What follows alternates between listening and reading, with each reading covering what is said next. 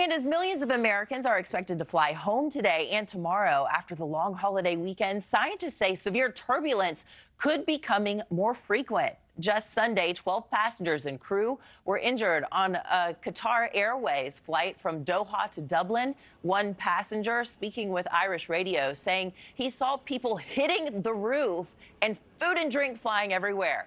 The Boeing 787 Dreamliner landing safely in Ireland, but 8 people had to be taken to the hospital. This does come just days after severe turbulence on a Singapore Airlines flight. You remember this one? Left 1 passenger dead and more than 100 others injured. 48 people are still hospitalized in that incident. Well, NewsNation's Xavier Walton is live at Fort Lauderdale Hollywood International Airport. And Xavier, what are airlines saying passengers should be doing to stay safe on one of the busiest travel days of the year? And we can tell here at Fort Lauderdale Hollywood International, the line of traffic is absolutely insane. But airlines are saying to listen to your pilots, listen to the flight attendants, and stay buckled up. But this, as millions of Americans are flying today for Memorial Day, but also really throughout this entire summer, which could be one of the busiest in years when you're talking about the summer travel season and people flying. As far as this most recent case of severe turbulence, at least a dozen injured, as you just mentioned. Here's a statement from the airline saying really what they are trying to figure out as the investigation continues. A small number of passengers and crews sustained minor injuries in flight and are now receiving medical attention. Like you mentioned, Anna, the matter is now subject to an internal investigation. But this comes less than a week after that Singapore Airlines flight reportedly dropped 6,000 feet after encountering severe turbulence. One person, or one passenger rather, died and more than 70 were injured. I saw people from across the aisle just like going completely horizontal, hitting the ceiling and landing back down in like really awkward positions.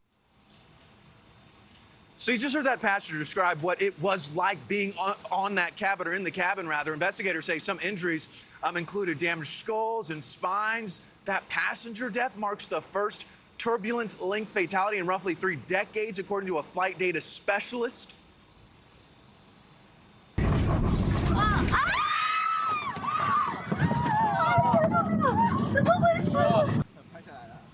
All right, so albeit rare, pilots say these severe turbulence events are happening more, and there isn't enough they can do about it, really.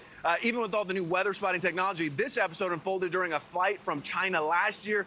It was a similar situation for a Delta flight that hit severe turbulence about 40 miles outside of the Georgia capital, catapulting passengers out of their seats. And then more scary moments of an Allegiant Air flight from North Carolina to Florida. One passenger saying it literally felt like the Matrix. Here's a commercial airline pilot talking about that troubling trend.